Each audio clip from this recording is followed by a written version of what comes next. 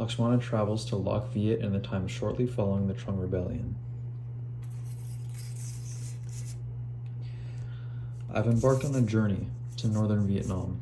Apparently there's been some sort of rebellion here. Having fought in the war against Ravana with my brother Rama, I know a thing or two about fighting powerful enemies. I would like to learn more about the area and possibly meet someone who can give me context as to what has happened during this rebellion and what is going to happen now. Wow, what a beautiful landscape. I see a great river passing through a settlement and into the ocean.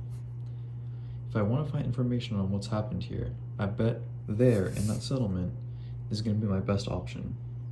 What is that? It looks to be a military encampment. And who is that down there? He looks important. He must be in charge.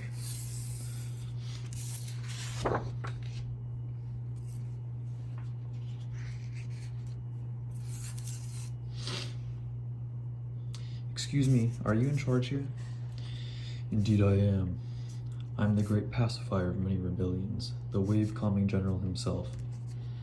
And what's your name? Why, Ma Yuan, of course. Nice to meet you. I'm Lakshmana. What exactly is going on here? Well, I'm currently working to transition this barbaric land into a respectable part of our great Han Empire. As a foreigner, you must be confused. Allow me to explain. Around 3 years ago, the two Trung sisters gathered an army and many allies indigenous to the region and rebelled against our leadership. For 3 years, they've controlled parts of these lands we call Jiaozi. But now we have rightfully taken back what is ours. They have fought well, but stood no chance for our great army.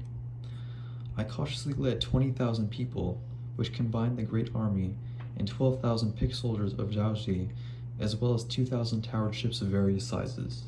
Say, I should write that in my report. My great leadership contributed greatly to our victory, of course. How did this rebellion organize? What were the armies like? They first gathered their army in Mei Lin, and then gathered support from Chu Dien. All three Lac Viet regions soon joined this rebellion. Later, the other commanderies of Juzhen, Renan, and Hepu joined in rebelling as well. In the army, it consisted of up to 50 generals, many of which were women. Wow, you must be a fantastic general, being able to defeat such a worthy enemy. We could have used you in our siege of Lanka, but there must have been a reason these Trung sisters rebelled. They must not have been rebels for no reason. Well, of course, they didn't want to adhere to Han lifestyle. From our view, the people here lived in a barbaric, unappealing way. But we believe these people can be polished and made gentlemanly. Can you believe that society here used to be matrilineal? Couples settled with a woman's family. We rightfully changed that. So it was the man's family instead. Also, unmarried couples live together. This is unacceptable. Women had a say in who they got to marry. Can you believe that? They are almost seen as equal to men. Confucius would be rolling in his grave. So, they rebelled against you because you forced new customs onto them? Is that it? Did you do anything else? Well, we also implemented taxes. Taxes? Yes, they were part of the empire now. They needed to pay an embargo on tax on goods such as salt and iron. Some of these Lac lords had to pay taxes for the first time, and they threw a tantrum. That's it, right? I certainly hope you didn't do anything else. Well, no, there's a bit more. Our old Grand Administrator of the region, Su Ding, provoked the rebellion in many ways. He was indecisive in taking action, and this foolishness in part led to the success of the rebellion. One thing he did was cut off the head of Thi Sac, husband to the Trung sisters, without trial.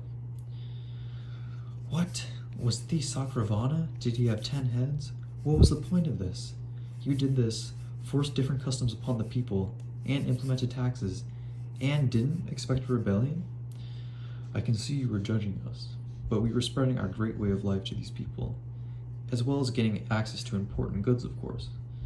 Things may not have gone completely smoothly, but I am Ma Yuan. I'm an expert in fixing these sort of problems. Now that the rebellion is over, I have a plan to make sure this area becomes Sinicized.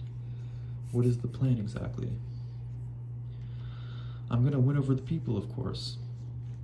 I've already ended the embargo, so people will no longer have to pay taxes on certain goods like iron and domestic animals. I also plan to improve infrastructure. City walls will be repaired, irrigation systems will be built, iron tools and plows will be imported to the region, so farming will improve, and roads will be built. These big changes will help improve the area tenfold.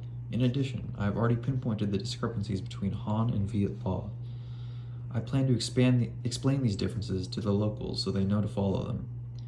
Now that the fighting is over, we can be more relaxed, and local farmers will no longer have to worry as much about Chinese immigration. All of these things will help us on our mission.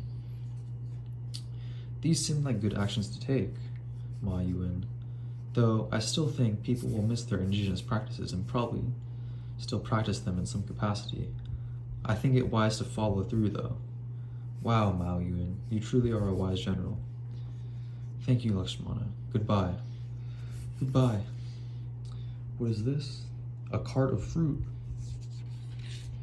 Now that he's gone, I can teleport away. Lakshmana teleports away while Ma Yuan is distracted by delivery of fruit from the plant Job's tears, which Ma Yuan often ate.